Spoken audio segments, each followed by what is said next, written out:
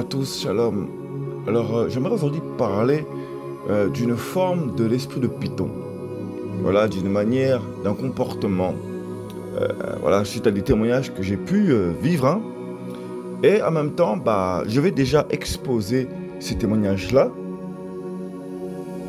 Et je vais prendre la parole. Vous allez comprendre, voilà. Parce que moi-même, il a fallu que je me pose des questions. Le premier témoignage, ça va être simple, c'est très simple, hein. De toute façon je l'avais déjà vu. Mais le second, il a fallu que je demande au Saint-Esprit. Je me suis douté parce que c'était particulier, mais je me suis douté, mais j'attendais. Bref, ça m'interpellait déjà beaucoup. Alors le premier, j'étais dans une assemblée il y a environ 2 ou 3 ans, dans une assemblée d'ailleurs que j'ai exposée sur YouTube. Hein. Cet homme-là avait été beaucoup trop loin. Voilà, il m'avait vraiment chassé d'église, il m'avait bousculé, il avait été à tout de me cogner. Voilà, bref, hein, ce qui ne se fait pas. Voilà, on ne m'avait même pas, il y avait même pas eu de conseil hein, pour me chasser ni rien. Et donc, quelque temps bien avant, un frère de l'assemblée qui est considéré comme un ancien là-bas, qui est proche, hein, c'est le bras droit du pasteur. Il a été, on va dire, inspiré, hein, voilà, hein, à dire cet homme-là est mon serviteur. Il est humble, je l'ai choisi. C'est mon serviteur, je l'ai choisi parce qu'il est humble. C'est l'homme le plus humble que je connaisse sur la Guadeloupe. Et ensuite, il dit c'est par lui que viendra le réveil, c'est par cette assemblée que viendra le réveil, parce qu'il est humble, parce qu'il est, voilà, il a vraiment fait des éloges, mais vraiment des éloges, et pas qu'une seule fois, à 2 ou 3 reprises, je crois. Bref, voilà, dans des temps assez proches les uns les autres. J'avais déjà compris qu'il y avait un problème. Gloire au Seigneur, on appelle ça le discernement du Seigneur, c'est lui qui donne le discernement, c'est une grâce. Alléluia. Ensuite, donc, hein, des années passent, bien évidemment, hein, et récemment, je vais dans une assemblée pour me ressourcer, me faire du bien, comme tout enfant du Seigneur, alléluia, voilà, hein, dans une communion fraternelle. Et pendant la louange, je sens dans cette assemblée, dont je tairai le nom, parce que par respect, on n'est pas là pour être en guerre, pour jeter des flèches comme ça, hein, voilà. Hein, la louange est bonne, voilà, là, je sens bien la louange, j'ai une impression prophétique, ça fait du bien. Il manquait un petit quelque chose que d'ailleurs, à la fin, ça a été exposé, et j'ai apprécié quand même.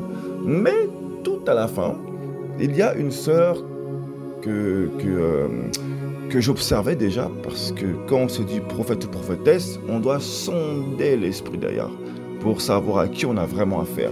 Pas pour être en guerre, mais pour être sûr, voilà.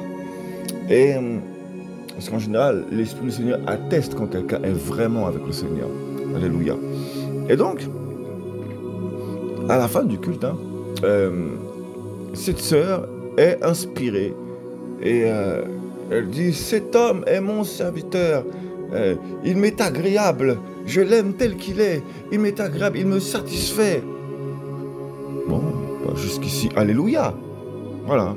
Si le Seigneur veut justifier cet homme parce qu'il sait que peut-être il y a des commérages, des murmures, des calomnies, peut-être que le serviteur est fatigué, peut-être que le frère est fatigué et que le Seigneur veut le justifier. Pourquoi pas? Franchement, ça peut s'entendre. Hein. C'était un dimanche. Le mercredi qui suit, il y a un culte d'intercession. Et là, j'entends au début une sœur derrière moi qui dit « C'est moi qui élève, c'est moi qui élève. » Alléluia. Là, jusqu'ici, il n'y a rien de mal. Franchement, il n'y a rien de mal. Je me suis dit peut-être que le Seigneur veut interpeller. Voilà. Puis, la même sœur qui avait parlé l'autre fois en disant « Il m'est agréable, il me satisfait », encore est inspirée. Et elle dit « C'est mon serviteur. Il me satisfait, il m'est agréable. Je l'aime tel qu'il est. Écoutez-le. » Et elle suit par « Celui qui lui fait du mal, je le frappe. » J'ai fait « Bon, ok. » J'ai vraiment observé, j'ai écouté. Mais je me suis dit, attends, 2 cultes d'affilée. Le Seigneur parle comme ça, 2 cultes d'affilée. En élevant, faisant des éloges sur un serviteur. Je me suis dit, bon, mais j'ai pas voulu... en fait, ça m'a beaucoup interpellé, je l'ai partagé à quelques frères et sœurs, sans vouloir murmurer, calomnier, hein. voilà, hein, parce que je ne citais pas le nom du frère en question. Voilà, hein. Je me posais beaucoup de questions. Et ce qui s'est passé ensuite, je me suis dit, peut-être que le Seigneur a voulu le justifier, je ne sais pas, mais ça m'interpellait beaucoup. Voilà, et le fait qu'ils disent, celui qui lui fait du mal, je le frappe. Voilà, écoutez-le, etc. Bon, puis hier soir, je suis avec une sœur au téléphone, alléluia, et c'est là où je bénis le Seigneur. Je vais partager les passages. Voilà, c'était comme des confirmations. Lorsque le Saint-Esprit vous interpelle sur un point, franchement, soyez à l'écoute. Vraiment. Voilà, donc on va aller dans l'évangile donc, de Matthieu, chapitre 3. Veuillez m'excuser, le temps que j'aille au bon verset dans la Bible. Donc Matthieu, chapitre 3, verset 17. Donc, hein, là où Yeshua se fait baptiser. Hein. Voilà, donc on va commencer à partir du verset 16. Donc, et dès que Yeshua eut été baptisé, il sortit directement de l'eau. Et voici, les cieux lui furent ouverts. Et il vit l'esprit d'Élohim descendant comme une colombe et venant sur lui. Verset 17. Et voici qu'une voix venue des cieux dit, celui-ci est mon fils bien-aimé en qui j'ai pris plaisir. Donc jusque-là, c'est normal, hein, on peut se dire effectivement, le Seigneur parle comme ça. Voilà. Et de même dans l'évangile de Lucas, chapitre 3 au verset 22. Voilà, c'est la même chose. Hein, voilà, hein. Tu es mon fils bien-aimé, c'est en toi que j'ai pris plaisir. Oui, voilà. Sauf que bon, là, il parle directement au Seigneur. Voilà, directement. Sauf que dans les passages, justement, c'est là où le Saint-Esprit m'a beaucoup interpellé. Dans les passages où il se fait baptiser, ce n'est pas pour le justifier. C'est parce que, justement, voilà, comment expliquer, alors, il y a des versions où ils disent, il y a des versions hein, dans la parole où il dit que c'était comme des bruits de tonnerre. Ils ont entendu une voix de tonnerre dans le ciel. Et donc, beaucoup en fait n'avaient pas l'oreille spirituelle pour entendre. En fait, c'était un mystère que seuls ceux qui avaient l'oreille pour entendre pouvaient comprendre cette parole. Voilà. C'est comme du temps où Moshe et Moïse étaient sur le mont Horeb, donc le mont Sinaï, autrement dit, où Yahweh lui parlait, lui il comprenait. Il parlait même en face à face avec lui sur la montagne. Mais tout le peuple entendait comme des bruits de tonnerre. Voilà. Donc en fait, lorsque le Seigneur, le Père, parle à Yeshua, seuls ceux en fait qui ont l'oreille pour entendre comprennent cette parole vraiment audiblement. Les autres entendent des bruits de tonnerre. Puis il y a sur la montagne, où il est dans la transfiguration. Pareil. Cette voix parlait, hein, comme il parlait encore, donc, comment il s'appelle, Pierre, Pétros. Voici une nuée resplendissante, les couvrit de son ombre, et voici, une voix fit entendre de la nuée ces paroles. Celui-ci est mon bien-aimé, en qui j'ai pris mon bon plaisir, écoutez-le. Et en fait, pourquoi il a parlé, le Seigneur là? Parce qu'en fait, c'était 3 disciples qu'il avait été vraiment choisis spécialement. Bon, il y avait quand même 12 apôtres, hein, mais voilà, c'était particulier pour ces personnes-là. Et donc, il ne s'est pas présenté à n'importe qui. Vous voyez? Voilà. Donc en fait, le Seigneur m'a fait comprendre au travers de ces passages-là que seuls ceux qui vont entendre, c'est à eux en fait que le Seigneur va s'intéresser. Mais dans toute une assemblée, à quoi ça sert en fait que le Saint-Esprit parle dans toute une assemblée? Alors oui, effectivement, du temps de Moshe, parce que ce passage-là aussi m'est venu à la pensée, bien évidemment. Hein. Voilà, on n'est pas là que pour se faire plaisir à soi-même et vouloir entendre ce que l'on veut. C'est pas juste, non, le Seigneur est juste, il est vivant. Voilà. Hein. Effectivement, à un moment donné, Moïse, lorsque Aaron et sa sœur comment dire ça, elles raisonnaient sur lui, Yahweh a fait entendre sa voix. enfin, il n'a pas dit celui-ci est mon fils, mais voilà, c'est l'homme le plus humble. Voilà, c'est l'homme le plus humble de la terre. Voilà. Mais c'était parce que Moïse était vraiment épuisé. Et c'était pas tout le temps qu'il parlait comme ça. Voilà. Eux, ils étaient dans le... Enfin voilà, ils avaient été sélectionnés dans un ministère bien précis. L'autre, prêtre sacrificateur, il était censé quand même entendre la voix du Seigneur. Et l'autre, sa sœur, elle était quand même prophétesse de base. Hein.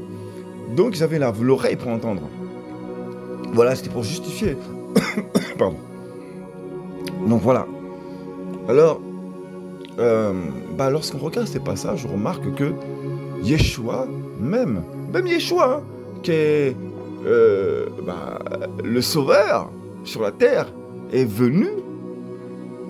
Et le Seigneur n'a pas parlé 30 000 fois pour le justifier devant toute l'humanité.